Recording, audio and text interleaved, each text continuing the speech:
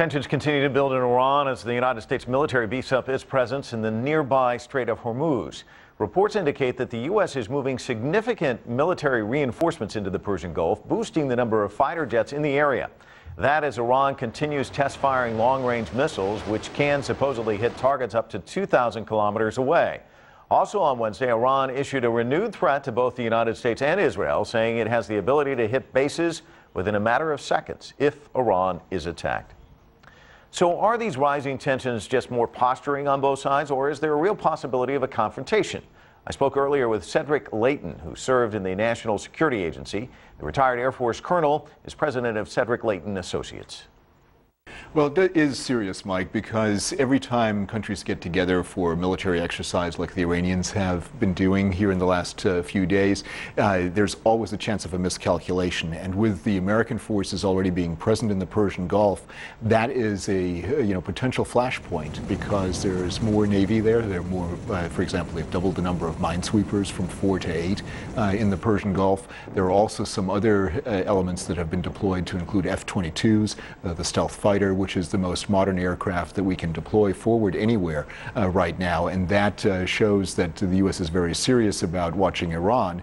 The Iranians are, of course, trying to send a message in the wake of the sanctions that have been levied on Iran for the nuclear program. And that presents some risks as these forces come together potentially in the Persian Gulf area. If they shut down the strait, which is something they've threatened, what does that do?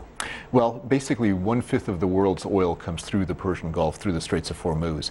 And because that's one of the premier choke points in the world today, it would temporarily spike the price of oil. It would also affect what happens here domestically. Gas prices would go up. There would possibly be spot oil shortages unless the U.S. were able to open up the Strait of Hormuz again very quickly, and that, of course, is the goal. That's why the U.S. forces are positioned there. A couple of quick things, because we're just about out of time, but I want to ask you about the European Union. They said on Wednesday that there will be more talks. Do you see this as a positive sign? I guess as long as the talks are continuing, it's a step in the right direction. Talks are always good. The only thing, the problem with some of these talks, though, is that the Iranians are very talented at moving things down the road. And what they end up doing with that is they take their time. They give enough so that they can then protect what they have in terms of their nuclear program and in terms of their military forces.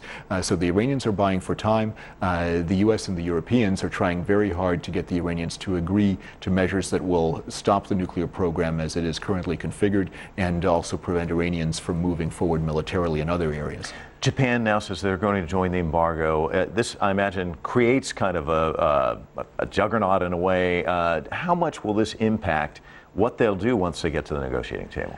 Well, I think it makes a big difference because the sanctions are clearly having an effect on the Iranians, and it's forcing the Iranians to the negotiating table. But what it also does is the fact that the Japanese have announced that they're going to be part of the embargo, it begins to tighten a noose on the Iranians. And the Iranians have basically one commodity that they can sell to the rest of the world, and that's oil. And the fact that they are having a more difficult time selling that oil really presents a lot of economic difficulties for them, and presents a great weakness that the leadership in Iran is trying to overcome, and they are not in a position where they can do it. That is why they're trying to work a nuclear program. That is why they're trying to do so many different things to overcome that one strategic weakness that they have.